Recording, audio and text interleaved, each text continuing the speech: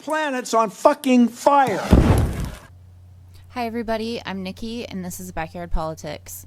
So the National Guard has been on standby here in Oregon. Yesterday, Kate Brown issued a state of emergency at 5 p.m. yesterday, like I said, until tomorrow night at 5. So if you want to briefly go over this with me, I'll put a link in the description box below so you can read the article. It says, it's the second time in 2 months Brown has issued an emergency declaration to prepare for possible political violence in Portland. And might I remind you, she is a Democrat. Bracing for the possibility of political violence stemming from Tuesday's election, Oregon Governor Kate Brown is declaring a state of emergency in the Portland area and readying the National Guard troops for potential deployment. Brown announced Monday that she'd use her authority to declare an emergency from 5 p.m. Monday until 5 p.m. Wednesday. It's the second time in 2 months that the governor has declared an emergency in preparation for possible violence. In this case, Brown and law enforcement officials said they will also guard against efforts to dissuade people from casting ballots. I want to make it very clear that voter intimidation and political violence will not be tolerated, Brown said. Not from the left, right, center, not this week, not any week in Oregon. The emergency declaration allows Brown to rejigger the command structure among law enforcement entities responding to unrest in Portland. Rather than the Portland Police Bureau, which would typically take the lead, response will be co-managed by the Oregon State Police and Multnomah County Sheriff's Office. I have covered a bunch of the local law enforcement here in Oregon. Oregon State Police, this is who Oregon State Police is. I have a video specifically talking about what happened in this protest, and I am right over here in this protest. So go back and watch my old footage. This is in Salem, Oregon. This is who Oregon State Police are.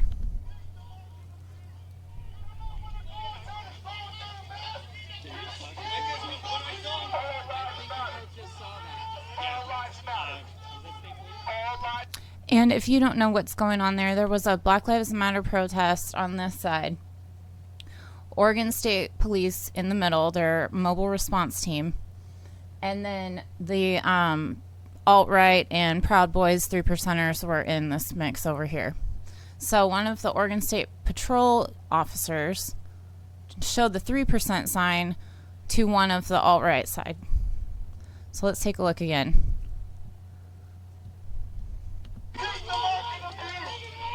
There it is.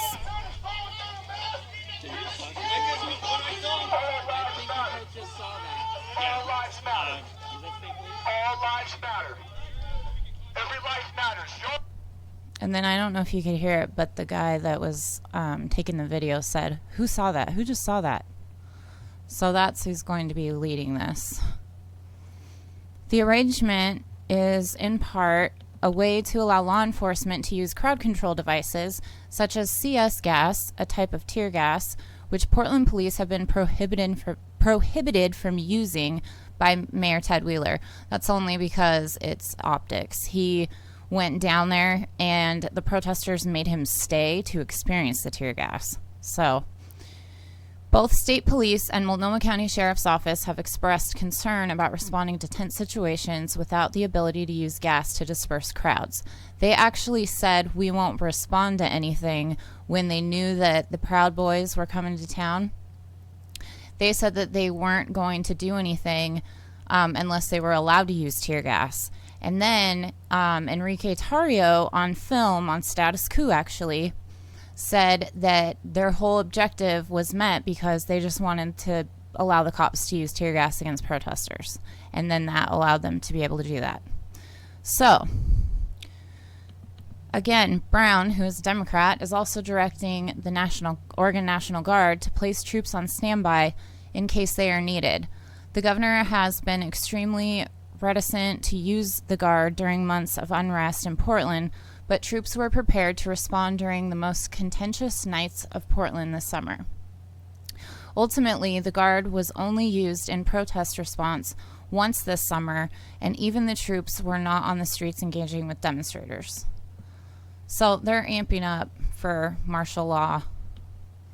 And it's not just in Oregon. This is happening all over the place. So in Portland, they're on standby. The National Guard is also in Atlanta, Phoenix, Chicago, Boston, Philadelphia, and Tampa as of right now.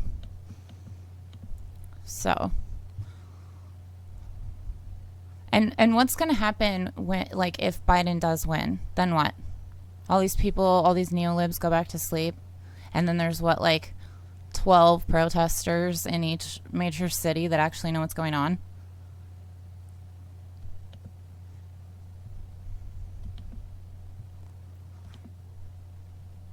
This is National Guard spotted in Chicago this morning.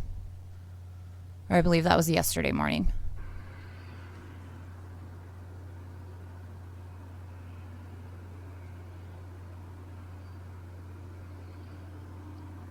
This doesn't look like America to me anymore. Or what I thought America was. And I have lived in Salem or around Salem my entire life, and I have never, ever in my life seen this kind of blatant racism and ignorance. It's disgusting. I've never seen this many guns being just shown to intimidate people. I mean, yeah, you got your right to carry, that's fine, but you're walking around with these fucking gigantic military-style weapons just to intimidate people and then start shit and beat people in the helmet in Salem and think it's funny. It's sickening. Our Capitol building in Salem, I went down there this morning and I was going to take pictures of the fence that they put up around it. It's been up there for a couple of days now. And I didn't stop to take photos because it is covered with cops down there, all Oregon State Patrol. And God knows who else is in the mix. But I didn't want to stop because I was by myself. I don't trust these guys. I mean, Whitney Webb's been warning us about Philadelphia. She said Philadelphia police find a van full of explosives just after they bought a bunch of explosives. Seems legit. Here's the receipt for the explosives. It says grenades, accessories and supplies, and also explosives. Here's the link to the original article. Philadelphia police discover van loaded with explosives, suspicious equipment in Logan Circle. She's been warning us about Philadelphia for a while now. Go and follow Whitney Webb. Read her stuff on Unlimited Hangout, I think it is. They're all amping up. I mean, even if Biden wins, you think that these feds are going to go away with protesters? Obama's the one that made that shit happen. So, who knows? Who knows what today's going to bring? I don't want to scare anybody, but, I mean, everyone's on high alert, it seems. So, I don't know what to tell you. I will be available. I'm making myself available this whole week for whatever unfolds so I can get footage and be on the scene. If I go live, I can't go live on YouTube yet or through YouTube yet from the ground. So let's share this out so that more people see it, more people subscribe. Make sure you're subscribed. I need 1,000 subscribers to go live, and YouTube keeps dumping them. So they keep dumping subscribers. Excuse me. So let's get the numbers up. Share this, like it. I'm on Venmo if you can support the channel at Backyard Politics. I also have tiers available on Patreon, patreon.com/backyardpolitics. And yeah, if I do go live, I will be live streaming through Twitter if that all works out. I also probably would be through Facebook if Twitter didn't work out. So follow me on both of those at Backyard Politics. And stay safe, everybody. Love you. Medicare be with you.